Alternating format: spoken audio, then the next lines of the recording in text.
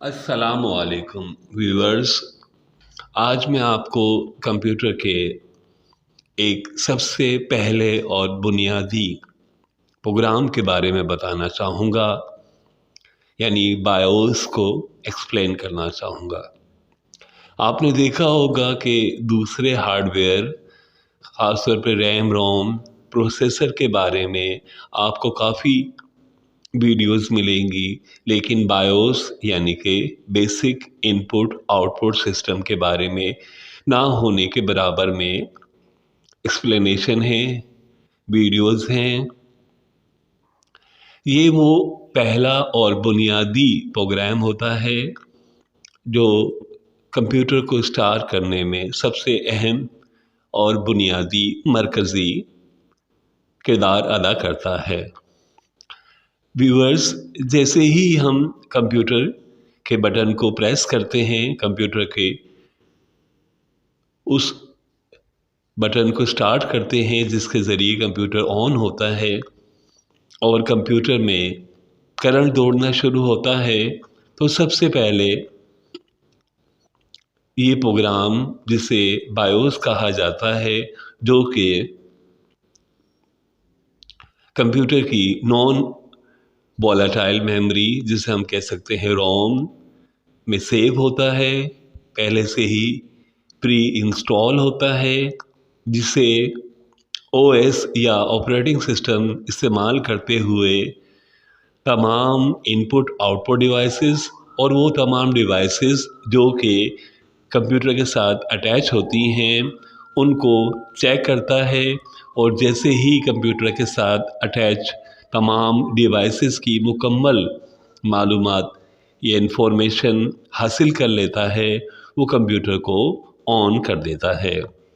ये बुनियादी तौर पे कंप्यूटर ऑपरेटिंग सिस्टम के दरमियान एक मिडल मैन का किरदार अदा करता है। बायोस ना सिर्फ ऑपरेटिंग सिस्टम की कमांड्स पे तमाम इनपुट आउटपुट डिवाइसेस और अटैच डिवाइसेस के मौजूदगी को चेक करता है, बल्कि फ्लो ऑफ डेटा या डेटा के बहाव को भी कंट्रोल करता है, उन तमाम इंफॉर्मेशन को कंट्रोल करता है जो कंप्यूटर के साथ अटैच डिवाइसेस यानी कि hard disk, video operate adapter, keyboard, mouse और प्रिंटर वगैरह।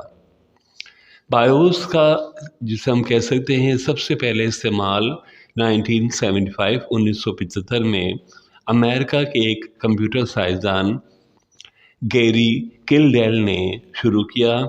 ये प्रोग्राम अमेरिका की IBM कंपनी, जो कि दुनिया में सबसे पहले पर्सनल या PC कंप्यूटर बनाने वाली कंपनी है, इसने अपने PC या पर्सनल कंप्यूटर में इस्तेमाल किया। ये कंप्यूटर के सिस्टम का एक लाजमी जुज़ और हिस्सा बन गया। बायोस का बुनियादी इस्तेमाल एक मिडलमैन का होता है जो कि OS और हार्डवेयर के दरमियान होता है। OS बायोस के ज़रिए कंप्यूटर के स्टार्ट होने, IO डिवाइसेस को कंट्रोल करने की तमाम इंफॉर्मेशन और डेटा फ्लो को हासिल करता है।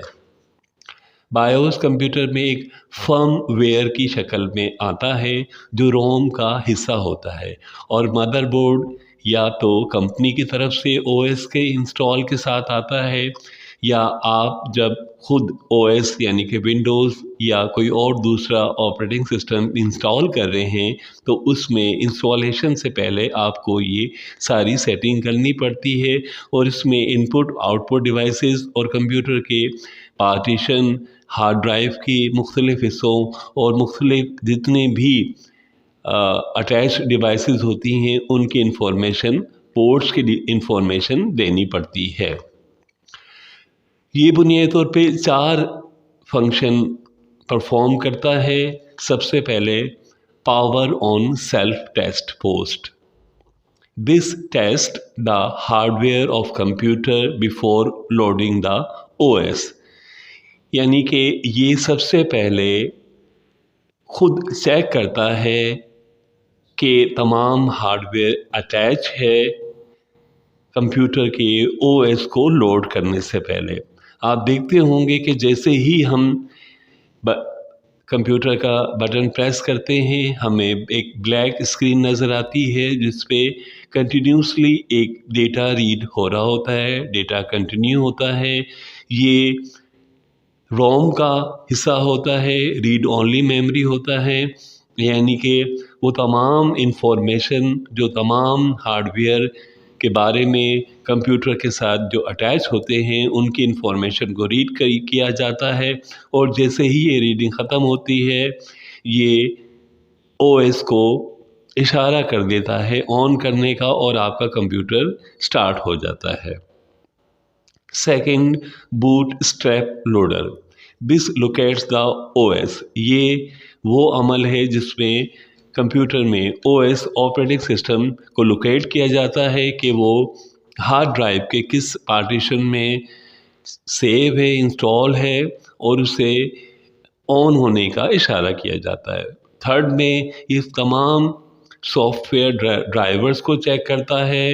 ये तमाम सॉफ्टवेयर और ड्राइवर्स के जो ड्राइव्स के ड्राइवर्स होते हैं, इंटरफेस होता है, और जो उस वक्त ओएस रन कर रहा होता है उसे एक दूसरे के साथ कनेक्ट करता है। और फिर उसके बाद फोर्थ में है कम्प्लीमेंट्री मेटल ऑक्साइड सेमीकंडक्टर, यानी कि CMOS सेटअप। ये वो कॉन्फ़िगरेशन होती है जो कि यूज़र्स को इनेबल करती है तमाम हार्डवेयर और सॉफ्टवेयर के सिस्टम को रन करने में, चलाने में, जो कि CMOS के नाम से बायोस, जो कि नॉन वॉलेटाइल मेमोरी का हिस्सा होता है। ये एक बहुत अहम सॉफ्टवेयर है जिसकी मैंने आपको बुनियादी एक्सप्लेनेशन दी है। उम्मीद करता हूँ कि आपको अच्छे से समझ आया होगा। इंशाल्लाह एक और वीडियो के साथ आपसे मुलाकात होगी। अपना और अपने इर्द गिर्द के लोगों का ख्याल रखिए।